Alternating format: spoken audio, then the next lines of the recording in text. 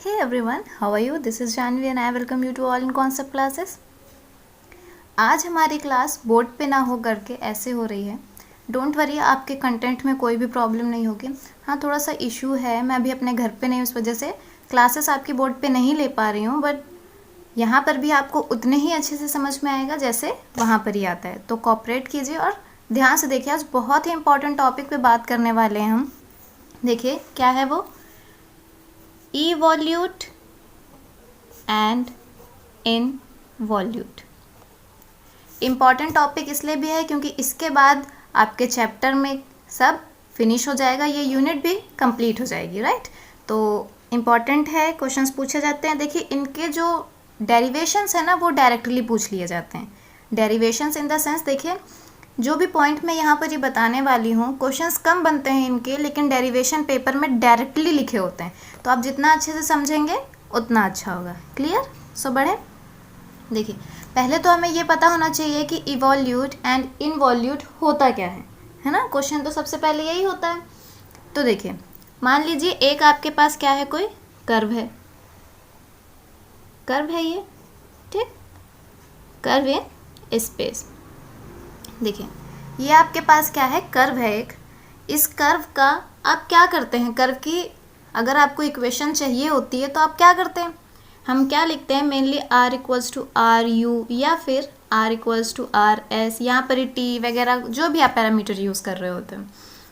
इसका मतलब क्या होता है r equals to R U. इसका देखिए मतलब होता है कि r जो होता है वो बेसिकली क्या होता है, एक्स वाई जेड के टर्म्स में होता है ना. और u का मतलब क्या होता है कि ये जो एक्स वाई जेड हैं ये भी क्या होंगे, अंदर u पे ही सिर्फ डिपेंड कर रहे होंगे, मतलब सिंगल पैरामीटर पे सिर्फ डिपेंड कर रहे होंगे. यही कहता है ना, यही है हमारी डेफिनेशन कर्व के लिए. अब देखिए क्या होता है ना कि आपके पास ये जो आती है ना इक्वेशन कर्व की, वो किसी पॉइंट पे आती है ना. किसी जनरल पॉइंट पे आप क्या करते हैं, फाइंड करते हैं. और कैसे फाइंड करते हैं, इसके पोजीशन वेक्टर से फाइंड करते हैं. क्लियर हो रहा है? क्यों? अच्छा, आपने कभी सोचा कि हम इस तरीके से इक्वेशन क्यों फाइंड कर रहे होते हैं, क्या नीड है इस तरीके से इक्वेशन फाइंड करने की. तो देखिए चीज़ मैं आपको बताती हूँ. देखिए जब मैंने आपको लोकस के थ्रू समझाया था तो उसमें क्या बताया था, देखिए अगर कोई भी आपका सर्कल, मान लीजिए आपने सर्कल बनाया हुआ है, ये सर्कल, ठीक. तो हम सर्कल कैसे बनाते थे, किसी पॉइंट सेंटर से लेके एक कोई रूल फॉलो करके, जैसे मान लीजिए जो हमने इसे फाइंड करने में लगाया उसी को रोटेट कराते कराते पूरा ये क्या करते थे, पॉइंट्स फाइंड करते थे, है ना. जब इन पॉइंट्स को ज्वाइन कर देते थे तो हमें क्या मिल जाता था, हमारा सर्कल मिल जाता था, है ना. तो हमारा स्पेस जो कर्व होता है वो भी क्या होता है, लोकस का ही फंक्शन होता है ना. इसलिए, और लोकस कैसे मिल रहा होता है, इसके थ्रू मिल रहा होता है. स्फेयर मिलेगा यहाँ से क्योंकि ये क्या है, स्पेस में है, तो इसके लिए कंडीशंस भी वैसे ही लगने वाली हैं. इसलिए हम इसके थ्रू इक्वेशन फाइंड करते हैं. समझ में आ रहा है कि क्यों हम इसका यूज़ करते हैं. ये मैं आपको क्यों बता रही हूँ, क्योंकि इसका बहुत यूज़ है, आगे समझ में नहीं आएगा आपको, ठीक. अच्छे से क्लियर करके चलिए तो सब क्लियर रहेगा. समझ में आया? जब हमें कर्व की इक्वेशन फाइंड करनी होती है तो हमें ये पॉइंट सेंटर की और कोई जनरल पॉइंट के लिए निकालते हैं, फिर उसको क्या करते हैं, जनरल निकला है, फिर वैल्यूज चेंज करते जाते हैं, मीन्स यू चेंज करते जाते हैं, है ना, हमें अलग पॉइंट्स मिलते जाते हैं. क्लियर? इसमें इवोल्यूट और इनवोल्यूट कहाँ है, अभी इवोल्यूट एंड इनवोल्यूट कहाँ है. तो देखिए ध्यान से सुनिए, इनवोल्यूट और इवोल्यूट मतलब क्या होता है इनका. ये आपके पास क्या है, कर्व है ना. ये कोई कर्व है, मान लीजिए ये कर्व है आपके पास सी, ठीक. इसके किसी पॉइंट से आप टेंजेंट ड्रॉ कीजिए. क्या बनाया आपने, देखिए टेंजेंट. देखिए मेरी थोड़ी सी टेढ़ी हो गई है, लेकिन वो टेंजेंट एकदम आप सीधी बनाएंगे ना, टेंजेंट, ठीक. आप देखिए सीधी इन द सेंस कि आप बिल्कुल अलाइन करके बनाएंगे जिस डायरेक्शन में बन रही हूँ. ये आपकी क्या बन गई, टेंजेंट बन गई किसी कर्व पे. ये जो टेंजेंट है ये किसी कर्व की अगर नॉर्मल हो जाए, नॉर्मल मतलब देखिए नॉर्मल क्या होती है, अगर इस टेंजेंट पे मैं नॉर्मल बनाना चाहूँ, वो जो नॉर्मल बनेगी वो इस टेंजेंट के क्या होगी, परपेंडिकुलर ही होगी ना. चाहे वो इस डायरेक्शन में हो चाहे वो इस डायरेक्शन में हो, लेकिन क्या होगी, परपेंडिकुलर होगी टेंजेंट के और इस पॉइंट पे होगी, तब वो नॉर्मल बनेगी. वैसे ही यहाँ पर ही क्या हो गया, हमने इस पॉइंट पे क्या किया, कहा कि ये जो इसकी टेंजेंट थी वो इस कर्व के इस पॉइंट पे नॉर्मल है। इट मीन्स कि यहाँ पर ही कोई टेंजेंट तो है ही, टेंजेंट तो है ही, तभी तो उस पर नॉर्मल बनी है ना। तो ये क्या हो गई, आपकी टेंजेंट हो गई। उस पर क्या बनाई है हमने, ये प्रिंसिपल नॉर्मल या नॉर्मल, इसके लिए तो ये प्रिंसिपल नॉर्मल ही हुई। प्रिंसिपल नॉर्मल का भी कॉन्सेप्ट बताया था ना मैंने। प्रिंसिपल नॉर्मल किसे कहते हैं, जब वो ऑस्कुलेटिंग प्लेन में भी हो। देखिए जब कोई कर्व होता है ना तो उस पर ऑस्कुलेटिंग प्लेन और रेक्टिफाइंग प्लेन, प्रिंसिपल नॉर्मल या नॉर्मल प्लेन, ये सब बन रहे होते हैं, बस हम वो बताते नहीं है क्योंकि उनका यूज़ नहीं होता है। तो यहाँ पर ही हमने क्या किया, ये इसका तो टेंजेंट था, बस यहाँ पर ही इस कर्व के लिए क्या बन गई है, इसकी नॉर्मल बन गई है। नॉर्मल बन गई है मतलब ये 90 डिग्री का एंगल भी रखेंगे इसके साथ। समझ में आ रहा है। मान लीजिए ये टेंजेंट जो थी उसको हमने क्या मान लिया, T cap, T unit vector. अब ध्यान से सुनिए, अभी मैंने क्या बताया कि अगर कर्व की इक्वेशन फाइंड करनी होती है तो हमें चाहिए क्या होता है, हमें उसका पोजीशन वेक्टर चाहिए होता है ना। मतलब कोई पॉइंट, उसके कर्व के किसी पॉइंट पे उसके पोजीशन वेक्टर के लिए। अब देखिए अगर मान लीजिए कि यहाँ पर कोई पॉइंट है ओ, इसको ज्वाइन कर दीजिए, ये इसका क्या हो गया, पोजीशन वेक्टर हो गया। ठीक, ये मैंने टेढ़ा क्यों बनाया है, क्योंकि ये 3D है। आप परपेंडिकुलर बना सकते थे अगर ये 2D होता है। यहाँ दिख सब कुछ 2D रहा है बट ये 2D है नहीं, है ना, सब 3D में बना हुआ है, इसलिए मैंने टेढ़ा बनाया। ये कर्व सी था तो मान लीजिए इसके लिए पोजीशन वेक्टर आर है। क्लियर। अब सुनिए फिर क्या करें, ये भी तो एक पॉइंट है P1 दूसरे कर्व पे, इसका नाम दे दीजिए C1। तो इसके सारे पॉइंट्स क्या होंगे, P1, मतलब 1 के टर्म्स में। अब इसका भी तो पोजीशन वेक्टर होगा, तो इसका पोजीशन वेक्टर मान लेते हैं, ये कोई इसका पोजीशन वेक्टर है R1। क्लियर। कहीं कहीं ऐसे भी लिखा होता है RS के टर्म्स में, और ये वाली इक्वेशन जो लिखी होती है ये भी R1 या फिर यहाँ पर ही S1 के टर्म्स में। तो बेसिकली मैं यहाँ क्या कहना चाह रही हूँ कि ये RS के टर्म्स में हो सकती है, ये RS1 के टर्म्स में होगी। समझ में आ रहा है ना, S1 के टर्म्स में क्यों, क्योंकि जिसके फॉर्म में इक्वेशन होगी उसी के टाइप का हम पैरामीटर यूज़ करेंगे ना। क्लियर। अब ध्यान से सुनिए, हमें क्या चाहिए, अब इसमें इवोल्यूट इनवोल्यूट तो मैंने बताया ही नहीं। देखिए ये जो C1 है ये होगा इनवोल्यूट, क्या होगा ये, इनवोल्यूट। एंड जो ये वाला कर्व है ये होगा इवोल्यूट। कैसे, देखिए इस कर्व से इस कर्व में बन रहा है ना, इस कर्व के टेंजेंट ने ही इस पे क्या बनाया हुआ है, इनवोल्यूट। इनवोल्यूट समझ में आ रहा है, इनवोल्यूट इस पे बनाया हुआ है, तो ये क्या हो जाएगा आपका इनवोल्यूट, जिस पे बनाया गया है किसी दूसरे के थ्रू, और जिस पर से बनाया गया है वो इवोल्यूट होता है। क्लियर। अब देखिए आपसे क्वेश्चन किस किस तरीके से पूछता है, वो कहता है कि आपको क्या करना है, इनवोल्यूट फाइंड करना है। इनवोल्यूट फाइंड करना है किसका, कर्व सी का फाइंड करना है। अब आप में से बहुत सारे लोग सोचने लगेंगे कि कर्व सी के पास तो इनवोल्यूट का है, वो तो इवोल्यूट है, तो हम इनवोल्यूट की सी पे इक्वेशन कैसे फाइंड करेंगे। उसने कहा इनडायरेक्टली है, बट उसने कहा क्या है कि कर्व सी का इनवोल्यूट फाइंड करो। तो कर्व सी का इनवोल्यूट क्या है, C1। इट मीन्स हमें C1 की इक्वेशन फाइंड करनी है, और वहीं अगर वो लिख दे कि इवोल्यूट फाइंड करो किसका, C1 का, अगर वो कह दे कि C1 का इवोल्यूट फाइंड करो, इट मीन्स हमें इक्वेशन फाइंड करनी है C की। समझ में आया। क्लियर। इनवोल्यूट एंड इवोल्यूट क्या होते हैं, कर्व के किसी पॉइंट से हमने टेंजेंट बनाई, जिस कर्व पे बनाई वो इनवोल्यूट होगा, ठीक, और जिस पर से बनाई वो इवोल्यूट होगा। समझ में आया।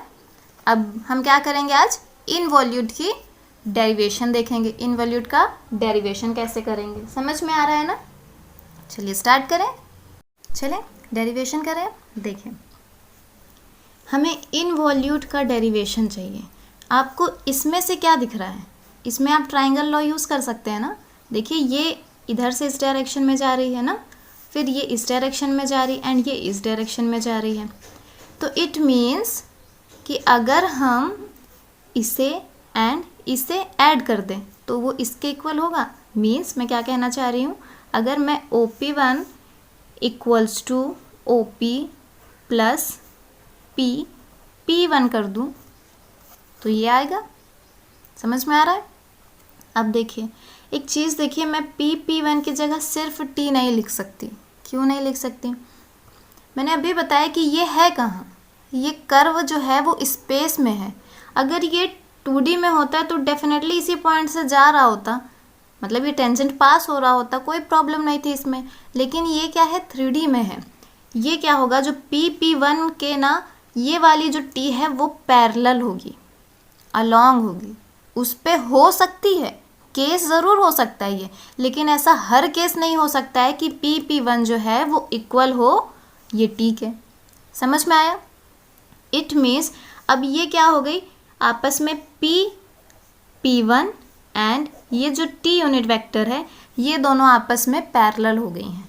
मैंने आपको बहुत बार सिखाया है, जब कोई दो वेक्टर्स आपस में पैरेलल होती हैं तो कैसे लिखेंगे हम, कैसे लिख सकते हैं? P1 को लिख सकते हैं lambda times of T। T क्या है यहाँ पर ही, this one is scalar. Clear? देखिए एक चीज़ पे बच्चे और कंफ्यूज होते हैं, क्या होता है वो, कि स्केलर और कांस्टेंट में डिफरेंस क्या होता है। स्केलर और कांस्टेंट में डिफरेंस क्या होता है? देखिए कांस्टेंट वो होती है जो चेंज ना हो। स्केलर का एक केस ज़रूर हो सकता है कोई कांस्टेंट।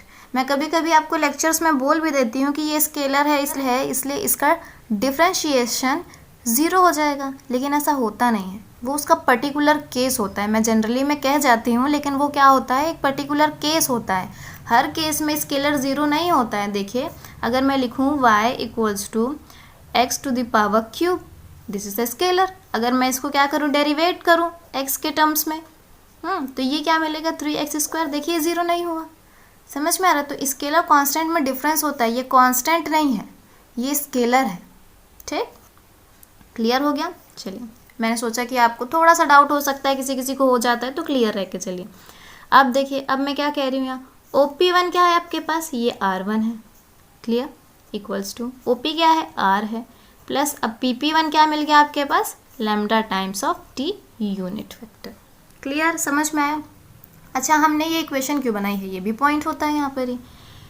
इनवॉल्यूट का फाइंड करना है, मतलब इनवॉल्यूट फाइंड करने का मतलब क्या है, इस कर्व की इक्वेशन चाहिए हमें। ये कर्व ही तो इनवॉल्यूट है ना, तो इस कर्व की इक्वेशन चाहिए। और कर्व की इक्वेशन क्या करते हैं, हम किसी जनरल पॉइंट के लिए निकालते हैं। जनरल पॉइंट के लिए कैसे निकालते हैं, जब उसका पोजीशन वेक्टर लेते हैं। इट मीन्स हमें R1 ही फाइंड करना पड़ेगा इस कर्व की इक्वेशन के लिए। समझ में आ रहा है? ठीक, क्लियर? आप ध्यान से सुनिए, अगर हम क्या करें, इसे डिफ्रेंशिएट कर दें, मीन्स डिफ्रेंशिएटिंग अबव इक्वेशन, क्या करें, डिफ्रेंशिएट कर दें। समझ में आ रहा है? अब देखिए डिफ्रेंशिएट करेंगे तो ये जो R1 है ये S1 के टर्म्स में ही डिफ्रेंशिएट होगा, और ये जो R है वो S के टर्म्स में डिफ्रेंशिएट होगा, है ना। देखिए तो क्या लिखेंगे हम कर S के रिस्पेक्ट में रहें, differentiating above equation with respect to S। ठीक, अगर हम S के रिस्पेक्ट में कर रहे हैं और ये R1 है तो हमें क्या लगाना पड़ेगा, हमें ये वाला कॉन्सेप्ट यहाँ पर अप्लाई करना पड़ेगा। समझ में आया? अब क्या करना है यहाँ पर से देखिए, फिर क्या करेंगे, डी आर बाय, यहाँ पर तो सिंपली हो जाएगा डी एस, क्लियर, प्लस और यहाँ पर क्या होगा, डी बाय डी एस, अंदर क्या है, लैम्डा टी यूनिट वेक्टर। समझ में आ गया इतना? क्लियर? अब ध्यान से सुनिए, देखिए ये इसे क्या लिख सकते हैं हम, R1 डैश, कोई प्रॉब्लम, R1 डैश, ये क्या रहेगा, simple ds1 by ds is equals to, यहाँ पर क्या आएगा, ये भी आएगा R डैश, हाँ, प्लस अब देखिए इसका डिफरेंशिएशन करेंगे तो कैसे करेंगे, लैम्डा एक टाइम बाहर आएगा तो ये t बाय ds होगा, फिर एक बार जब t बाहर होगा तो ये d लैम्डा बाय ds होगा। समझ में आ रहा है ना? क्लियर? अब देखिए क्या करना है यहाँ पर ही, मैंने आपको काफ़ी बार बताया है कि जो t होता है वो क्या होता है, इक्वल्स टू होता है किसके, r डैश के, हाँ, वैसे ही क्या हो जाएगा, t1 डैश इसके इक्वल हो जाएगा कप्पा n1। समझ में आ रहा है? सिमिलरली टी क्या होता है, T dash which is equals to kappa N. समझ में आ रहा है, सेड फ्रेनेट फॉर्मूला है ये, क्लियर। देखिए टी आर डैश के इक्वल होता है, टी डैश कप्पा एन के इक्वल होता है। समझ में आ रहा है। देखिए तो यहाँ पर जो रिप्लेस होगी वैल्यू, वो क्या रिप्लेस होके आ जाएगी, देखिए वो रिप्लेस होके आ जाएगी T1, क्लियर, T1। समझ में आ रहा है। फिर देखिए यहाँ पर ds1/ds ऐसे ही रहेगा, इक्वल्स टू आर डैश की जगह क्या आ जाएगा, टी, ये टी आ गया, प्लस यहाँ पर क्या है लैम्डा, फिर यहाँ पर ही क्या आएगा, टी डैश आएगा, प्लस यहाँ पर ही टी आएगा। ये सब यूनिट वेक्टर है, मैं भूल जाऊँ फिर भी वो यूनिट वेक्टर से हैं। एंड ये क्या होगा, लैम्डा डैश। क्यों लैम्डा डैश होगा, अभी मैंने बताया क्योंकि यहाँ लैम्डा कांस्टेंट नहीं है। लैम्डा इज व्हाट है, लैम्डा इज स्केलर, तो स्केलर तो चेंज होगा ही ना। अभी मैं आपको बताऊंगी कि क्यों चेंज होगा, लास्ट में आपको वो भी समझ में आ जाएगा, बस ध्यान से सुनते चलिए। ये हमारी इक्वेशन हो गई 1, याद रखिएगा, यूज़ है इसका। अब देखिए, अब यहाँ पर ही हम क्या करें, इसे आप क्या करें, यहाँ पर ही अगर हम इस पूरे दोनों साइड को t से मल्टीप्लाई कर दें। अच्छा क्यों करें, ये भी तो क्वेश्चन अराइज होता है। इस इक्वेशन को अब ध्यान से देखिए, ये जो इक्वेशन है R1 हमें फाइंड करना है, क्योंकि ये कर्व C1 देगा हमें R1 फाइंड करना है। R है हमारे पास, हमें T यूनिट टेंजेंट वेक्टर भी पता होगा, क्या नहीं है हमारे पास, लैम्डा नहीं है, हमें लैम्डा की वैल्यू चाहिए, है ना। हमें क्या चाहिए, लैम्डा की वैल्यू चाहिए। तो लैम्डा की वैल्यू चाहिए तो यहाँ से हमें ये टी डैश गायब करना पड़ेगा, तभी तो लैम्डा की वैल्यू मिलेगी ना, वरना लैम्डा के साथ तो कुछ ना कुछ बना ही है। अगर हम इस टी डैश को ख़त्म कर दे तो हमें लैम्डा की वैल्यू मिल जाएगी। तो अब देखिए हम टी डैश को ख़त्म करने के लिए क्या करेंगे, डॉट प्रोडक्ट करेंगे। डॉट मैंने बना दिया है, लिख लीजिएगा। डॉट प्रोडक्ट करेंगे, किससे करेंगे, टी से करेंगे। क्यों करेंगे, अब देखिए सुनिए, ये देखिए ऊपर क्या बताया था मैंने, यहाँ पर ही ध्यान से देखें, ये क्या है, टी है, ये क्या है, इस C1 की टेंजेंट है, तो ये क्या होगी, T1। मीन्स T और T1 आपस में क्या हो गए, परपेंडिकुलर। T एंड T1 क्या है, परपेंडिकुलर है। समझ में आ रहा है, T एंड T1 क्या है, परपेंडिकुलर है। सिमिलरली अगर आप नॉर्मल की भी बात करें तो देखिए ये जो है इसका नॉर्मल इसी पे तो बनाया गया होगा, इसी पे बनाया गया होगा ये नॉर्मल। समझ में आ रहा है ना, ये नॉर्मल इस पे बनाया गया होगा। अगर ये नॉर्मल इस पे बना है, देखिए ये n क्या है, T1 के पैरेलल, n क्या है, T1 के पैरेलल। इट मीन्स n और T1 के बीच में भी रिलेशन है, T एंड T1 के बीच में भी रिलेशन है। आप सुनिए, जब कोई भी दो वेक्टर्स आपस में परपेंडिकुलर होते हैं तो क्या होता है, उनका डॉट प्रोडक्ट 0 होता है, क्योंकि ये यूनिट वेक्टर्स हैं। समझ में आ रहा है, यूनिट वेक्टर्स भी हैं और इनके बीच में एंगल क्या है, 90 डिग्री। मीन्स अगर हम इसे लिखें तो कैसे लिखेंगे, T डॉट T1, इसके नीचे लिख दे रही हूँ मैं, इक्वल्स टू इसका यूनिट वेक्टर का, फिर ये T1 का यूनिट वेक्टर, सॉरी मैग्नीट्यूड, ये मैग्नीट्यूड्स हैं, मैग्नीट्यूड्स cos 90, और cos 90 क्या होता है, 0। It means T dot T1 क्या मिल जाता है, हमें 0 मिल जाता है। समझ में आया क्यों करेंगे। तो देखिए यहाँ पर आइए, अब आपको क्या करना है, दोनों तरफ क्या कर दीजिए आप, दोनों तरफ देखिए T डॉट से इस तरीके से डॉट प्रोडक्ट, मतलब T से डॉट प्रोडक्ट इक्वल्स टू, यहाँ से T का डॉट T से ही होगा, प्लस लैम्डा, यहाँ पर क्या आया, T। अब यहाँ T डैश है, T डैश की वैल्यू क्या है, कप्पा n। इट मीन्स यहाँ पर ही क्या होगा, कप्पा, और डॉट किसके साथ होगा, n, क्योंकि वेक्टर्स के बीच में ही डॉट और क्रॉस प्रोडक्ट्स होते हैं। तो ये क्या हो गया, T डॉट n। समझ में आया, क्लियर हो रहा है। यहाँ पर ही क्या मिलेगा हमें, देखिए प्लस, इसके साथ भी T यूनिट वेक्टर के साथ ही डॉट होगा, T यूनिट वेक्टर का, एंड ये लैम्डा डैश। समझ में आ गया। देखिए इन दोनों का प्रोडक्ट क्या हो जाएगा, 0, भी मैंने ऊपर बताया। तो यहाँ से हमें क्या मिल जाएगा, सिर्फ 0, equals to T dot T। जब कोई भी वेक्टर खुद के साथ ही डॉट प्रोडक्ट में होता है तो क्या मिलता है, हमें 1 मिलता है। काफ़ी बार बताया मैंने, देखिए कैसे, T, इसका फिर मैग्नीट्यूड T, फिर यहाँ पर ही cos 0, किसकी बात हो रही है, यहाँ पर ही T डॉट T की बात हो रही है। इसका मैग्नीट्यूड, दोनों यूनिट वेक्टर्स हैं तो यूनिट वेक्टर्स का मैग्नीट्यूड 1, cos 0 की value is 1, so T dot T is 1। समझ में आया, क्या मिला हमें, T डॉट T इज़ 1, सो यहाँ क्या आ गया, 1 प्लस T डॉट N। देखिए टेंजेंट और नॉर्मल के बीच में एंगल 90 डिग्री है, सो cos 90 की वैल्यू क्या हो जाती है, cos 90 की वैल्यू क्या हो जाती है, इक्वल्स टू 0। इट मीन्स ये टर्म 0, यहाँ से t डॉट टी फिर से 1, सो यहाँ से क्या मिल जाएगा हमें, लैम्डा डैश। समझ में आया?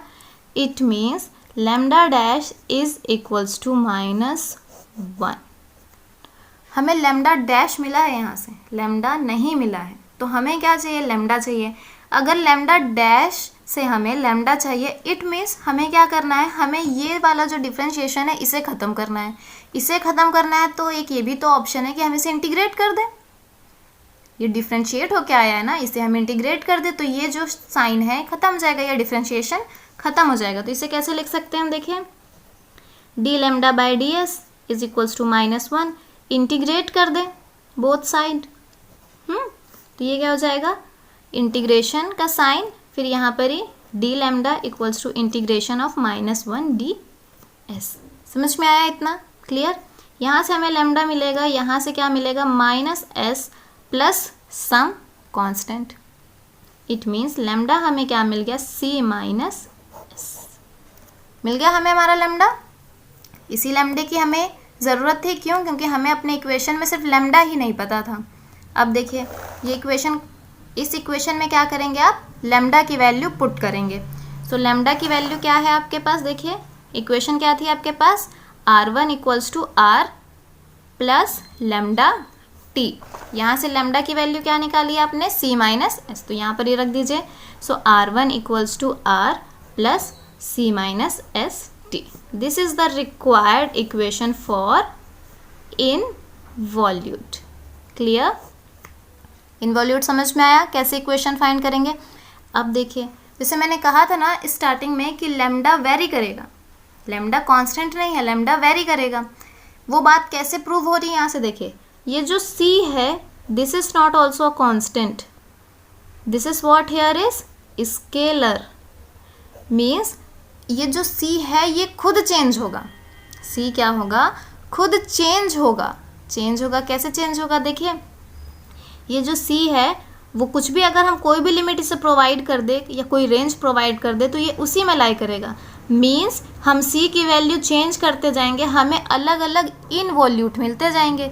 और इनवॉल्यूट क्या होता है, जो किसी कर्व से दूसरे कर्व पे बनाया जाए। इट मीन्स किसी सिंगल कर्व के लिए हम बहुत सारे c या फिर बहुत सारे इनवॉल्यूट फाइंड कर सकते हैं। समझ में आया? समझ में आ गया? क्योंकि देखिए c की वैल्यू चेंज करेंगे तो आपको क्या मिलेगी, अलग अलग इक्वेशन मिलती जाएगी ना।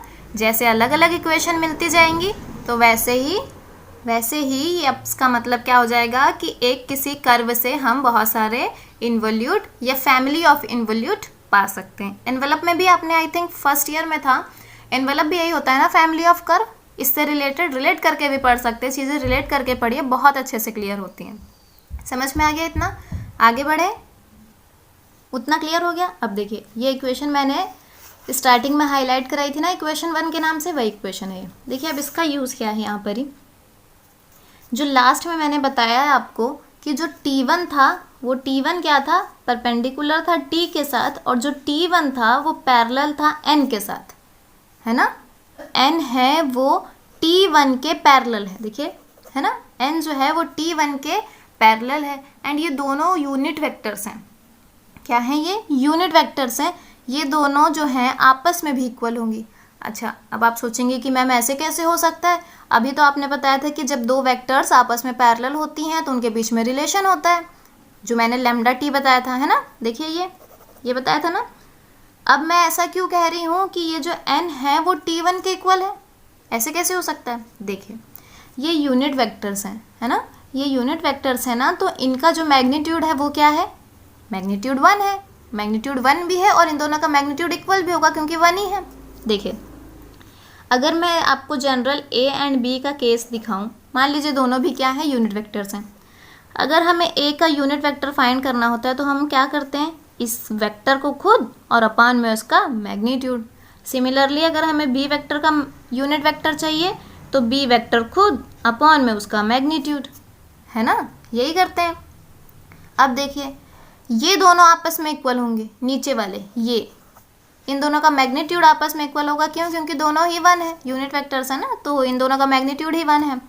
तो अगर हम यहाँ से लिखें तो ए क्या हो जाएगा, मतलब इसका मैग्नीट्यूड ये हो जाएगा vector A upon a unit vector.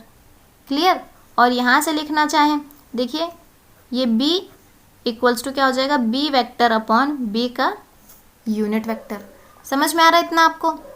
अब एक चीज़ देखिए, अगर मैं यहाँ पर ही 1 रख दूँ, यूनिट वेक्टर है तो मैग्नीट्यूड 1 है, अगर मैं यहाँ पर 1 रख दूँ तो ये यूनिट वेक्टर इस वेक्टर के इक्वल हो जाएगा। सिमिलरली यहाँ मैं 1 रख दूँ तो ये यूनिट वेक्टर इस वेक्टर के इक्वल हो जाएगा। समझ में आ रहा है? इट मीन्स ये दोनों क्या हो जाएंगे, इक्वल हो जाएंगे। तभी हम लोग कहते हैं ना कि जो वेक्टर्स हैं वो अपने यूनिट टेंजेंट वेक्टर के इक्वल है, क्योंकि उनका मैग्नीट्यूड 1 है तो वो वेक्टर यूनिट टेंजेंट के इक्वल ही हो जाता है। अगर ये दोनों इक्वल हैं, ये दोनों इक्वल हैं, फिर ये दोनों भी आपस में इक्वल हैं, तो इन दोनों के इक्वेशन हम एक साथ लिखें तो क्या लिख देंगे, vector A upon unit vector of A equals to vector B upon unit vector of B. लिख सकते हैं ये। अब ध्यान से सुनिए, इस पर्टिकुलर केस से ये दोनों भी तो आपस में इक्वल थे, ये इसके इक्वल था, देखिए यहाँ से ये इसके इक्वल था यहाँ से, इट मीन्स ये भी तो आपस में इक्वल हो जाएंगे। Means vector A equals to vector B. समझ में आया? क्लियर? देखिए वैसे यहाँ पर ही n क्या हो जाएगा, t1 के इक्वल हो जाएगा। समझ में आ गया? क्लियर? आगे बढ़ूँ मैं? तो हमें क्या मिल गया, जो t1 है वो पैरेलल हो गया n के। समझ में आ गया इतना? और इक्वल भी हो गए, बताया ना मैंने, t1 जो है वो इक्वल हो गया n के। तो हम t1 की जगह n सब्स्टिट्यूट कर दें, कोई प्रॉब्लम नहीं, लिख दें। यहाँ पर क्या लिखेंगे, n ds1 by ds is equals to, ध्यान से देखिए अब क्या करना है, t तो वैसे ही रहेगा, अब वैल्यू पुट करें, t की क्या है, देखिए t वैसे ही रहेगा, ठीक, प्लस इधर लाइए लैम्डा। लैम्डा डैश की वैल्यू क्या फाइंड की थी हमने, लैम्डा डैश हमने -1 फाइंड किया है पीछे, याद है? तो लैम्डा डैश की जगह हम यहाँ पर रख दें -1, यहाँ पर ही है t unit vector plus lambda. t dash की जगह क्या रखेंगे, कप्पा n फ्रॉम सेरेट फ्रेनेट फॉर्मूला। ठीक, क्लियर? कोई डाउट नहीं? अब देखिए यहाँ पर ही आप n करें या ना करें, आप यहाँ पर ही t1 ही रखिए, ds1 by ds is equals to होगा यहाँ पर से t। ठीक, ये देखिए इसमें से t कॉमन हो रहा है, अंदर क्या बचेगा, 1 -1 है ना, देखिए t कॉमन हो गया, 1 -1 बचा, प्लस लैम्डा कप्पा n। समझ में आया? ये तो हो गया 0, यहाँ से क्या मिला, t1 ds1 ds is equals to lambda kappa n। समझ में आया? कोई डाउट तो नहीं है इसमें आपको? Lambda kn। अब यहाँ पर से देखिए, ये इस लैम्डा की वैल्यू क्या फाइंड की थी हमने, लैम्डा फाइंड किया था हमने c-s। देखिए इसकी ना PDF मैंने डिस्क्रिप्शन बॉक्स में दे दी है, अब वहाँ से डिस्क्रिप्शन बॉक्स में PDF लें और उसको साथ में लेके चलें, आपको ये पूरा कंटेंट ऐसा लिखा मिलेगा और साथ में इसको मैच करते चले, अच्छे से ज़्यादा क्लियर होगा। लैम्डा की वैल्यू x - c रख सकते हैं हम, t1 ds1 ds equals to kappa n, और ये क्या है, c-s। क्लियर? समझ में आया? अब एक चीज़ देखिए, अगर हम क्या करें, इसको उधर भेज दें या फिर ऐसे ही देखिए, आप इसको क्या करें, उधर भेजिए। अच्छा देखिए, kappa n c-s ds bye ds1। अब सारी चीज़ें आपको यहाँ से सिर्फ समझनी है, ये प्रूफ हो गया।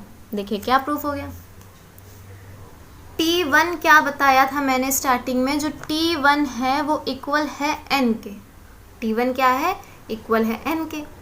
समझ में आ रहा है? देखिए अगर आपने यहाँ n से स्टार्ट किया होता ना, तो यहाँ डायरेक्ट n आता, सो n से n डिवाइड होता और आपको क्या मिल जाता, 1 मिल जाता, क्योंकि मैग्नीट्यूड सेम है ना, यूनिट वेक्टर्स हैं दोनों, इसलिए डिवाइड करते, डायरेक्शन भी सेम है, n दोनों ही इक्वल थे, एग्जैक्ट। अब यहाँ क्या है, t1 है और यहाँ क्या है, n है, और ये दिया है t1 जो है n के इक्वल है। अब इस कंडीशन से देखिए कि t1 n के इक्वल कब आएगा, t1 n के इक्वल कब आएगा, जब kappa c-s ds by ds1 is equals to 1। समझ में आया?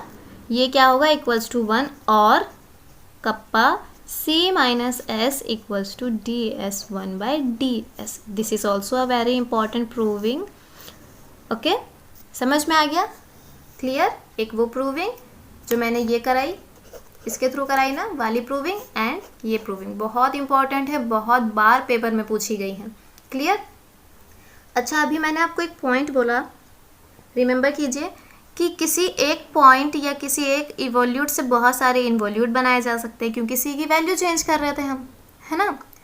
तो अब ध्यान से सुनिए, अगर वो कह दे कि किसी दो इन्वोल्यूट के बीच की डिस्टेंस फाइंड कीजिए, क्या कीजिए, किसी दो इन्वोल्यूट के बीच की डिस्टेंस. सो डिस्टेंस बिटवीन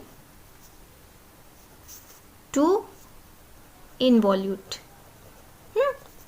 अगर वो आपसे ये कह दे, तो देखिए हमने जो पहले प्रूविंग की, क्या प्रूव किया, R1 equals to R plus C minus S, और ये क्या था, T यूनिट वेक्टर. यही प्रूविंग की थी हमने. अगर मान ले कि ये C1 कर्व के लिए ये पहला इन्वोल्यूट है, ठीक, अगर हम, तो यहाँ पर ही ये C1, इसकी अपनी रेंज होगी C की, ठीक. फिर एक हम ले ले R2, ये दूसरे इन्वोल्यूट के लिए, R2 इक्वल्स टू क्या होगा, सिमिलरली वो भी R plus C2 minus ST.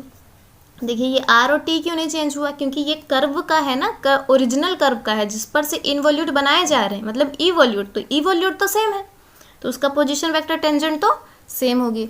Distance निकालना होता है तो क्या करते हैं, एक तो इन दोनों को सब्सट्रैक्ट करेंगे. मीन्स अगर देखिए ये कोई दो पॉइंट हैं तो इनके बीच की डिस्टेंस कैसे फाइंड करते हैं, इन दोनों को सब्सट्रैक्ट करके और प्लस मॉड यूज़ करते हैं, क्योंकि डिस्टेंस निगेटिव में नहीं होती.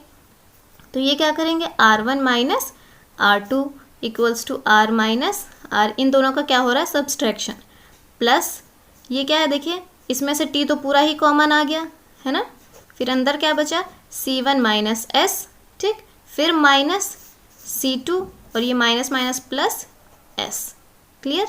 इन दोनों को माइनस करेंगे तो, ठीक, R1 माइनस R2 तो ऐसे ही रहेगा, R1 minus R2 equals to this one is get 0 plus here S and S cancel out. What we get here is C1 minus C2 T unit vector, the required one. Clear? अब हम क्या करें, mod भी तो use करेंगे, क्योंकि हमें distance क्या चाहिए, पॉजिटिव में. डिस्टेंस होती ही पॉजिटिव में है, हमें तो चाहिए भी पॉजिटिव में ही. सो हम क्या कर देंगे, मॉड यूज़ कर लेंगे, इक्वल्स टू यहाँ भी C1 माइनस C2, यहाँ पर भी T unit vector. This one is unit vector, so it will, इसका मैग्नीट्यूड 1. समझ में आ गया? क्लियर? यहाँ से क्या मिल गया, R1 minus R2 equals to C1 minus C2. Clear हो गया? समझ में आया? ये क्या हो गई आपकी distance between two involute. Clear? इसका मतलब क्या हो गया फ्रेंड्स, कि लेंथ भी मिल गई हमें और जो कि कांस्टेंट मिली. और कांस्टेंट क्यों मिली, ये कांस्टेंट आएगी आपकी वैल्यू, अब ये स्केलर नहीं आएगी, ठीक, कांस्टेंट है. देखिए इससे एक चीज़ और आप इंक्लूड करेंगे, या कभी कभी ऑप्शनल में इस तरीके से पूछ लेते हैं कि अब देखिए जो T है वो हर कंडीशन के लिए सेम होगा, क्योंकि एक ही से तो इन्वोल्यूट बनाए जा रहे हैं, तो T सबके लिए सेम है. इट मीन्स जितने भी इन्वोल्यूट बन रहे हैं ना, वो सब आपस में पैरेलल होंगे. क्या होंगे, पैरेलल होंगे. ये जितने भी इन्वोल्यूट्स बन रहे हैं, ये जो इक्वेशन मैंने अलग अलग दो लिखी मैंने इन्वोल्यूट की, इसका मतलब क्या है कि जो इन्वोल्यूट बने हुए हैं ना, वो सारे आपस में पैरेलल होंगे. समझ में आया? याद रखिएगा, बहुत इंपॉर्टेंट पॉइंट है. तो मैंने क्या क्या बताया कि जो एक हमें एक इवोल्यूट से क्या मिलेगा, सिस्टम ऑफ इन्वोल्यूट. क्या मिलेगा, सिस्टम ऑफ इन्वोल्यूट. ये वर्ड्स याद रखिएगा, डायरेक्टली इसी तरह क्वेश्चन पूछेगा. एक इवोल्यूट से क्या मिलेगा, सिस्टम ऑफ इन्वोल्यूट मिलेगा. और जो ये अगर T वही है, मतलब किसी एक इवोल्यूट से ही सारे इन्वोल्यूट बनाए गए हैं, तो इसका मतलब क्या हो गया कि इन्वोल्यूट्स आर पैरेलल. समझ में आया? क्लियर? ये था आज का हमारा टॉपिक इन्वोल्यूट. नेक्स्ट लेक्चर में हम इवोल्यूट पे बात करेंगे और फिर आई थिंक ये हमारा पूरा चैप्टर फिनिश हो जाएगा. क्लियर? आई होप आपको समझ में आ गया होगा. बहुत इंपॉर्टेंट है। देखिए कुछ दिन हमारी क्लास ऐसे ही चलेगी, बट आई होप कि आपको बिल्कुल भी प्रॉब्लम नहीं होगी समझने में। मैं कोशिश करूँगी कि जल्द से जल्द अपने और नॉर्मल मेथड पे आ जाएं। ठीक, तो हम नेक्स्ट लेक्चर में मिलेंगे नेक्स्ट वीडियो के साथ। तब तक के लिए thank you and bye bye.